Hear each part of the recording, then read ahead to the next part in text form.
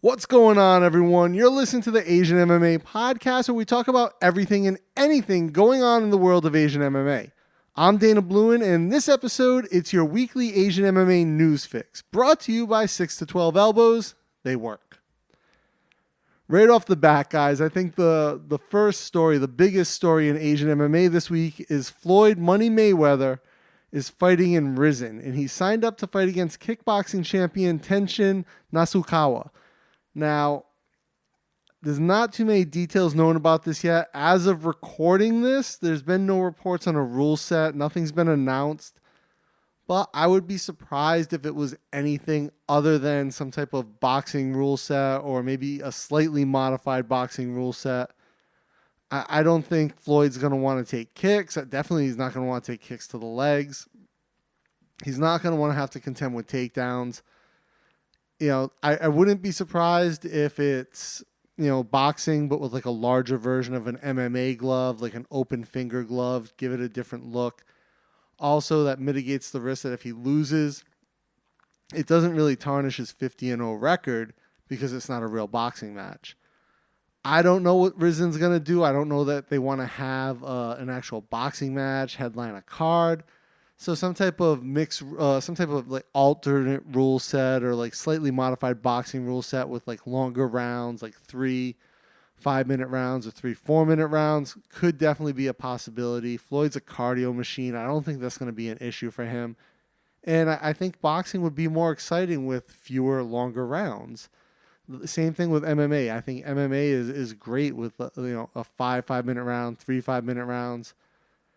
I hate sitting through boring 12-round fights. And I know a lot of purists out there will say, oh, it's boxing so technical, it needs the 12 rounds. And I disagree. I don't think it makes it a spectator-friendly sport. I think the longer round, less rounds is a better format. That's just me. Feel free to disagree. Leave a comment. Send me an email. Let me know. Now, in other news, we're going to switch over to One Championship down to Singapore. I think the biggest news with them right now is that Angela Lee has had to pull out of her main event title fight, champion versus champion title fight, one weight class up from where she's normally at One Championship, Heart of the Lion. So I guess she hurt her back and she has a bulging disc. It's causing a lot of pain. It's interfering with her training. And I guess she's actually got some sciatica going on as a result of that. And she hasn't been medically cleared to fight.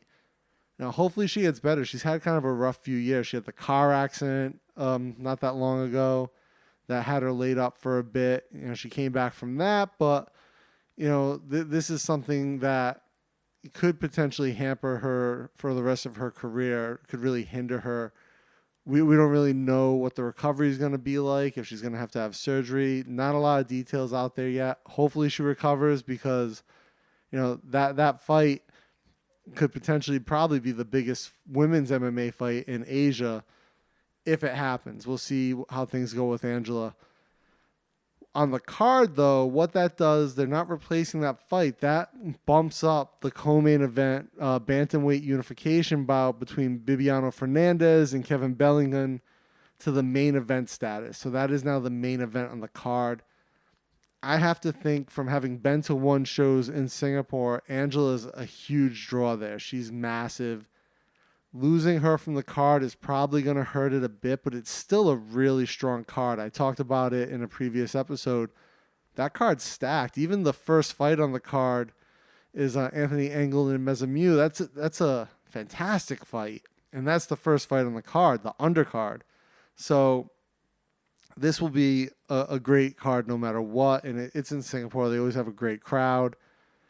Yeah, I think that's going to be a fantastic show, regardless of Angela not being on it. Hopefully she gets well. If we find out more about that, I'll report that on the podcast. But hopefully the back situation isn't bad. The disc can either be repaired or it can heal itself. Let's see.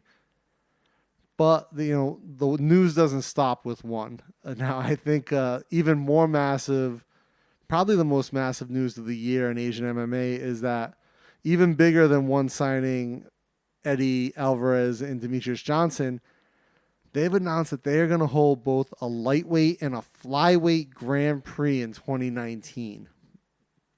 Obviously, Eddie Alvarez and Demetrius Johnson are going to be the key figures going into that.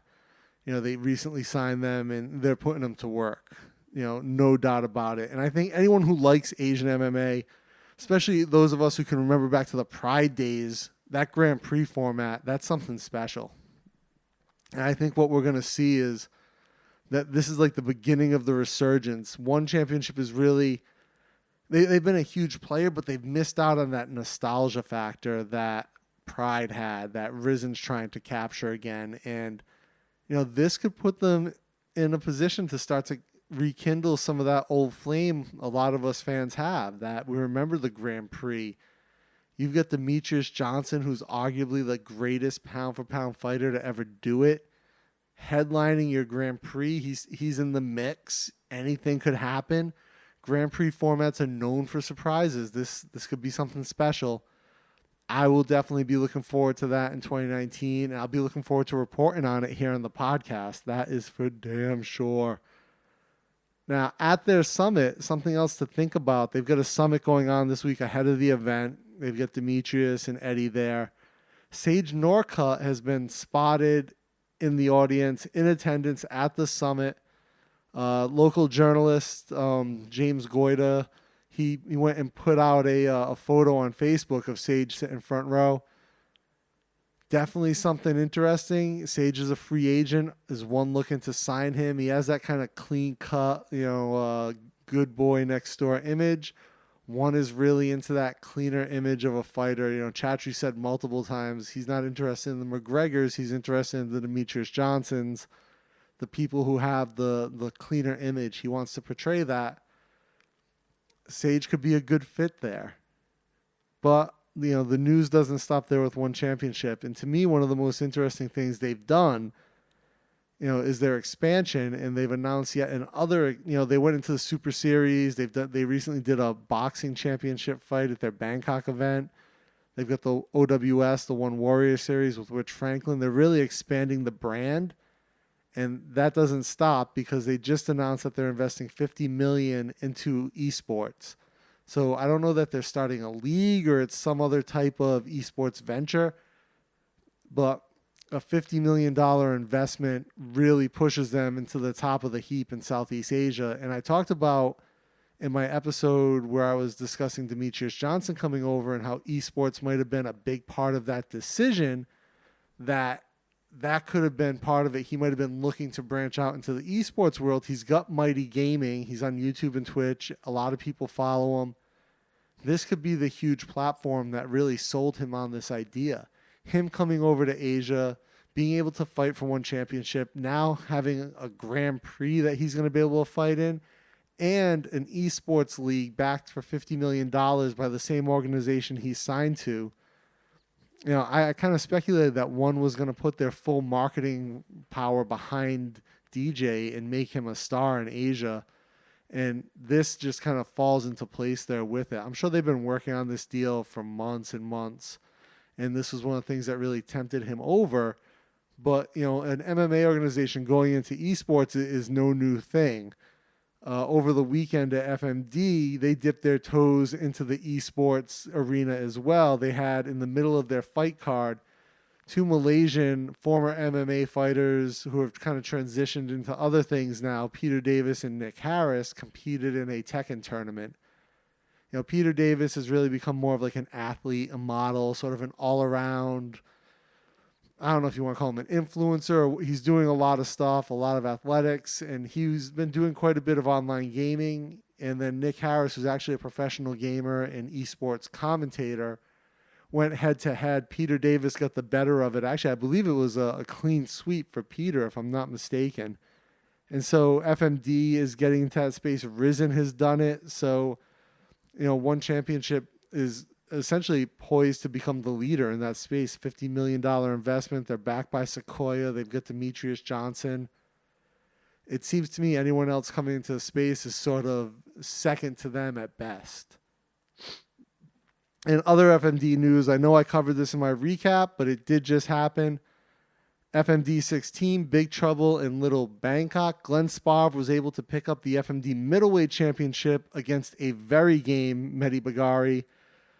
a great fight. Mehdi had an amazing showing, but Glenn was just too much. And then the biggest upset in women's MMA in Asia, Amp Boonsorn handed Thai women's MMA standout Luma Lukbami her very first loss, capturing the inaugural FMD Atomweight Championship, taking that home.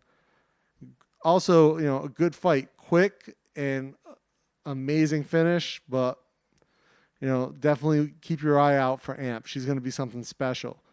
And finally, at Road FC 50 in Daejeon, South Korea, Lee Jeong-Yeong was able to secure the victory via unanimous decision and bring home the Road FC featherweight title from the champion Choi Mu-Gyeom.